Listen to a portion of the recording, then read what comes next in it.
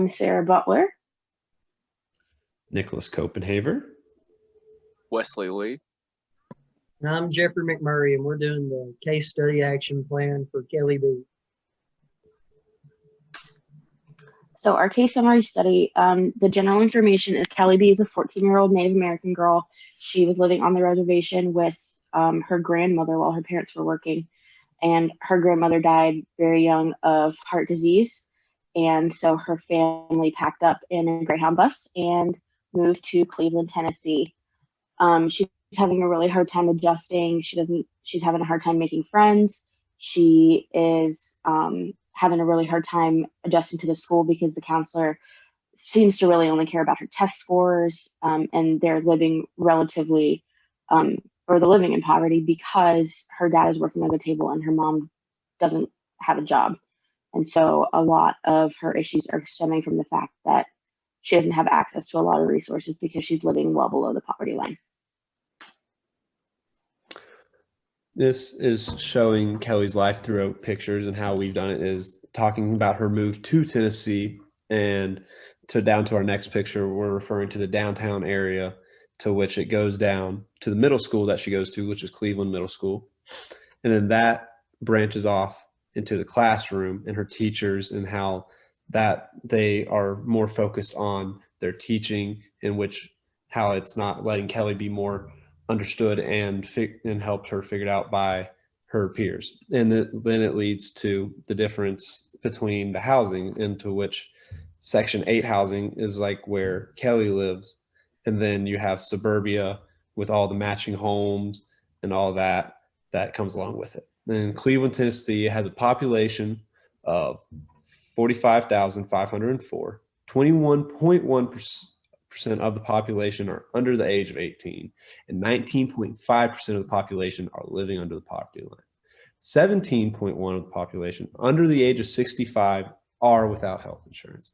And then you have 17% of the households in that area, or in the city of Cleveland, do not have internet access. And then above, you can see the race and Hispanic origin and all of the ethnicities that go within the city. And we have it marked to where you can tell with the American Indian and the Alaskan Native alone percentage is only 0.2%. And so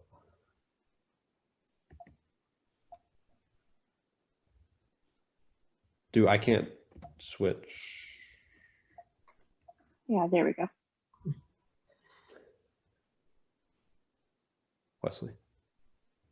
Wesley. This is Cleveland Middle School. Kelly's in 6th grade. There are 1,332 students there. The student to teacher ratio is 16-1, with a minority enrollment of 41%. Overall test rank, top 50 in the Tennessee.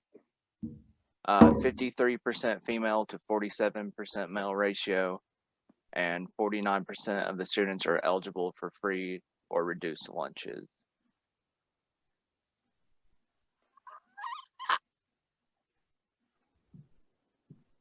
All right, summary of the structural inequalities. The first one would be there's health disadvantages with Native Americans, and they are predisposed to diabetes, heart disease, cancer, and hepatitis.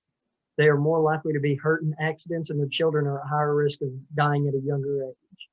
Many of them do not have access to healthcare, so it could be dangerous for them because their symptoms could be left unchecked and cause premature death. Native Americans are predisposed to be alcoholics due to economic disadvantage. It's kind of, you see it across pretty much every ethnicity, but Native Americans are a lot more prone to it. And it ties into our case study because Kelly talks about, in the beginning, it talks about how she was living on the reservation. She could easily get alcohol from the boys that she went to school with, and she would go to school hungover and nobody really cared. She's already heading down the path of alcoholism. And the school putting too much value on standardized testing, as I talked about earlier, with its classroom and teachers, it's also talking how they only see Kelly as a number for the most part, and how well she can do on her test scores reflects on the school, instead of more so finding out these inequities and trying to help Kelly adjust to her new life in Tennessee, as well as help her grow as a person. Students may feel their entire school career revolves around standardized testing and will not try to gain real knowledge from their classes. So what this means is, with the school focusing too much on the standardized testing, too much on testing the individual, they're not making sure the student is actually learning what is being taught in the curriculum. So even though they may be doing fine on the testing, when it comes down to it, learning and memorizing it in the future, they're not going to remember it just because they're focusing on the test score then and there. And so they've been not teaching kids that they're just a test score, but they've been treating kids like they're just a test score. And they need to focus more on, are the children actually learning what they need to learn, as opposed to learning it just so they can take a test on it and then forget everything that they Kelly and her family, like I said before, they're living well under the poverty line. And it says in the case study they're living with her uncle, so they clearly don't have the money to live in quality housing, and not having a safe and clean place to call home. It can be really demoralizing and cause a lot of self-esteem issues. And then 17% of the homes in Cleveland do not even have internet access. So with that, some of the schools even assume that they already have access to the internet. But in Kelly's case, and plenty of other kids, which it's just not true. And it makes it harder for those kids, because as a middle schooler, no one wants to be that kid that steps forward and says, hey, I can't do this, which all of her other classmates are and peers are. And it's just never fun to be that one or couple, because you don't even know the other kids in your situation that are coming out saying they can't do that as well. So it always makes you feel you are alone if you're not able to participate like everybody else is able to. Kelly's father is working under the table with her uncle, so he's not getting any benefits. If he gets hurt at work, he would not have the insurance to cover any medical bills and would not be able to file for unemployment since he technically does not have a real job. Office of Urban Indian Health Programs may be able to offer grants or assistance with medical bills in the event that Kelly's dad gets injured at work. Kelly's parents, they didn't go to college or anything, so they have access to lower paying jobs that don't require a degree, and they're more or less stuck in that position because they don't really have the money to go to college. But this does mean they could attend trade school and they could get financial aid and grants.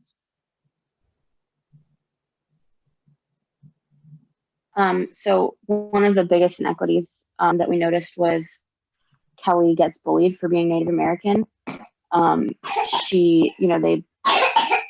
sorry, that's my kid. She reacts poorly. She threatens to gut them like a fish, and so which further generates a stereotype that Native Americans are savages or whatever. So that we thought that was a really glaring inequity in this case. As well as also not having adequate food, which is a huge threat to Kelly's health, and how she is at this stage in her life and she's needing to grow and her body's needing to grow, and the food that she is not having is slowing down how her body is, and also how she'll be able to learn in the future through classes without that food. And to follow up on inadequate foods, with her getting sick from the inadequate food, she's not going to have any health care to go out and get treated for the sickness. So, and a lot of families in poverty, they will sit at home instead of going out and seeking the help that they need because of their economic situation.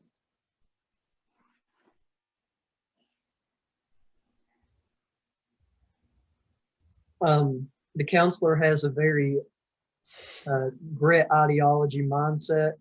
That's a threat to Kelly's education because she's not offered the resources she needs. The idea is they're just saying, oh, you should work harder.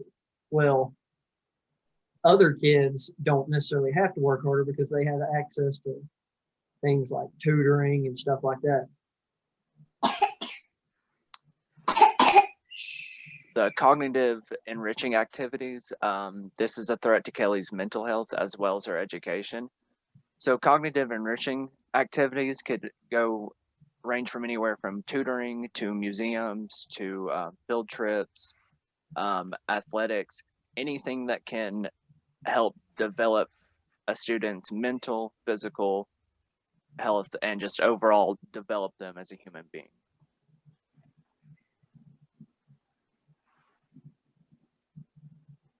Which one are we on? Sorry, my kid needed me. Tokenizing language. Oh, so the counselor using tokenizing language in the case study, she basically says like, oh, you'll offer great insight to the life of the Native American and like bring culture to the school. And it's just, I feel like that's it's tokenizing. I mean, it makes her feel like the odd man out versus making her feel welcome and included. It kind of singles her out. And then with the counselor's grit ideology mindset is a huge threat to Kelly's education because these people with that ideology are just like, if you keep on trying, you'll figure it out, or you can push through on your own. And these kids aren't being able to help. And so many of these kids get frustrated and give up at this point without getting the help they need from the resources that the school should be able to give to them. And this makes it harder for Kelly and other kids in her situation because they are just feel like they're stuck on an island when it comes to their education. Recreational activities is also a threat to her mental health as well as her socialization. Families in poor economic backgrounds do not get as much physical activities as their peers do, especially outside of the education, the school workspace. And this is just going to help teach her how to focus on her mind or her physical health, which will help her mind, her mental health in the process. Okay, so strategy 1 is mine, and I picked I think the most urgent one was the bullying. So the Gorski strategy that I would use is teaching critical literacy, and basically my plan would be to kind of revamp lesson plans and focus more on some of the darker parts of history. Specifically, like in this case, I would teach more about Trail of Tears, Indian Rule Act, and other instances where Native Americans were treated poorly by Americans. And I think bringing that into the classroom and kind of highlighting those events would teach students why the language they're using is offensive and what actually happened. And I think teaching students about this and letting them know how dark the history actually is would kind of help them see the steps they need to take in preventing this from happening again. The people involved would obviously be myself, possibly other teachers who are dedicated to making sure that their students know what happened. And I think my goal will just be to make sure that my students know about this and that they're kind of dedicated into breaking this like systemic mistreatment of marginalized people. My strategy for number 2, incorporate music, art, and theater across the curriculum. This could be a short-term goal for Kelly B's case study. The goal for this strategy is to promote the appreciation of music and the arts and to make learning fun for all students. Teachers can get together with the school for the museum and other areas around them for the field trip. I would also suggest Kelly to join a school club such as poetry or the school journal and start a column on artists that she enjoys. Steps to this: teacher can ask for permission from the school to go on field trip. The next step: contact the museum to schedule a field trip and get pricing. The next step is arrange transportation. And the final one is finding a way for students to pay out of pocket, or if students are unable to pay out of pocket and afford it, then get the teachers and the school together to help pay for the students who cannot afford it. I did strategy 3, and one of the inequities that we identified was the lack of internet access for Kelly B and her fellow students. And I think the way we could set this up is by creating a program for after school kids and before school too, that it's a bus. You put Wi-Fi or hotspots in buses. And the steps I would take to do this is that you would have to get parents, and you need a petition from parents, teachers, and other people involved in the community that care a lot about this to present to the city board, who would then hopefully give us a grant that would give us enough money to incorporate this in enough of the buses. And from there, we'd have to have you'd have to put in all the hotspots, and then hopefully for after school purposes, like say for like a set time frame, you have like from 4:30 to 5 or 4 to 5:30 after school, that you would have them parked in low income neighborhoods, so kids that might not have access to Wi-Fi in their homes can go do this while also being able to interact with other kids in their area and students, classmates. So it also presents another social opportunity for these kids to go to.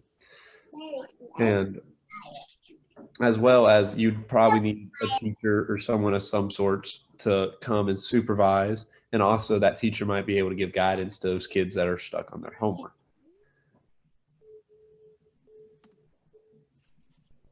So the long-term plan is about food insecurity. And this isn't necessarily specific to Kelly B, but everyone that's in this situation of not having adequate food for being in school, food that, helps stimulate the brain and stuff like that. So the plan would be the year before the program starts, the school, which is teachers, faculty, and administration, would be studying ways to get students food effectively, which could be through things such as looking at other programs and how they did it, looking in the news, things like that. They would also be canvassing the area through newsletters, ads in the paper, local news, and directly calling businesses and asking for help. This would be so they have money enough to pay for all the food. And with this aid, the summer would be used to get as time to gather volunteers to help put the plan in motion and to gather resources such as non-perishable foods, drinks, and containers for everything. The summer would also be the time for parents to sign their students up for the program. Through this, this would happen through the entire school year, but the summer would probably be the time where you would get the most people to sign up for the program. And upon the start of the school year, every Friday, the students that were signed up would have their backpacks filled with enough food for the weekend. And they could take that home, and eat the food over the weekend, and hopefully with enough food or volunteers and money given to the program, this could happen over the summer as well and over the longer breaks, such as like spring break and winter. They would leave their backpack in their locker or in a designated area to be filled discreetly. And over the longer breaks, food will be sent in larger bags or baskets This will be harder to do in a secretive manner, so the student would pick it up before, during, after, or during school if they don't mind people knowing. If enough money and volunteers are raised, school would do this over the summer, with baskets being handed out once a week at school, all day, for families to come and get. That would be over the summer, like people would stand outside the school with the baskets of non-perishable food and stuff like that. This would ideally get the students who need food for when they're not at school. So in conclusion, overall, our goal in being teachers is we plan to create a setting where everybody is accepted and feels comfortable no matter where they come from, how much money they make, you know, like any sort of situation, it kind of falls away when they come into our classroom. It was difficult to see the effects of poverty on every other aspect of life, such as high school graduation rates, college attendance rates, and overall health compared to all the other areas of the country. Another surprising factor was the extremely low number of Native Americans throughout the country. We strive to seek to make sure all students know we are there to advocate for them and help in any way that we can. We will not allow our classroom to be a place where bias runs free, and we will ensure that inequities are addressed and not highlighted.